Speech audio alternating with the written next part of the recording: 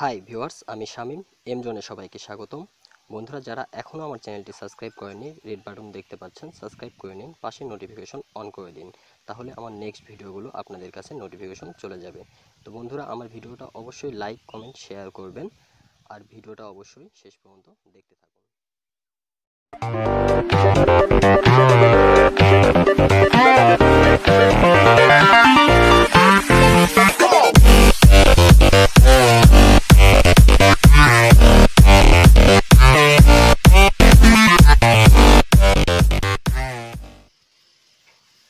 তো বন্ধুরা, আজ আমি আপনাদেরকে দেখাবো কিভাবে আপনারা ফটো থেকে, একটা পিকচার থেকে PNG file, zip file, PSD file, PFD file, এরকম বিভিন্ন ধরনের ফাইল তৈরি করতে পারবেন আপনারা একটা পিকচার থেকে।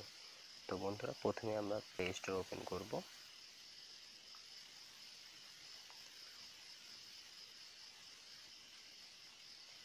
এখানে সার্চ বক্সে আমাদেরকে লিখতে হবে ইমেজ কনভার্টার। প্রথমে দেখতে পাচ্ছেন ইমেজ কনভার্টার এসেছে। এই সফটওয়্যারটা আপনারা ডাউনলোড করে নেবেন। 1 মিলিয়ন ডাউনলোড দেখতে পাচ্ছেন। আমি ডাউনলোড করে ইনস্টল করে রেখেছি। তো চলুন আমরা এই সফটওয়্যারটি ওপেন করি।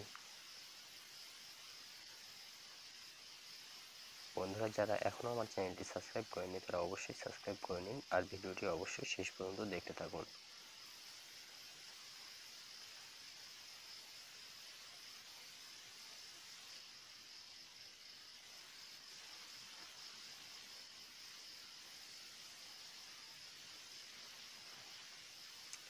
প্রথমে এখানে ক্লিক করুন, ফাইলে যান,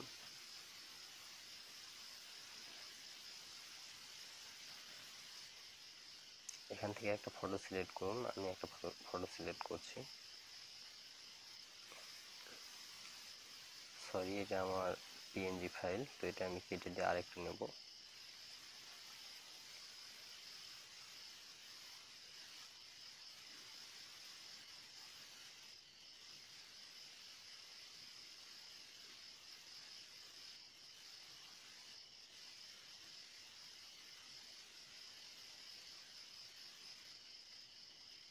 এবার নেক্সটে ক্লিক করুন, আবারও নেক্সটে, আবারও নেক্সট, আবারও নেক্সট, আবারও নেক্সট। এবার দেখুন আপনি এটা কি ফাইল তৈরি করতে চান। এখানে দেখতে পাচ্ছেন কতগুলো ফাইল আছে, আপনি যেটা চাইবেন সেটাই তৈরি করতে পারবেন। তো আমি ধরুন এখানে পিএনজি দিচ্ছি, এখানে ক্লিক করুন, ইয়েস দিন। তো বন্ধুরা, কনভার্টিং হচ্ছে, কনভার্টিং হয়ে গেছে।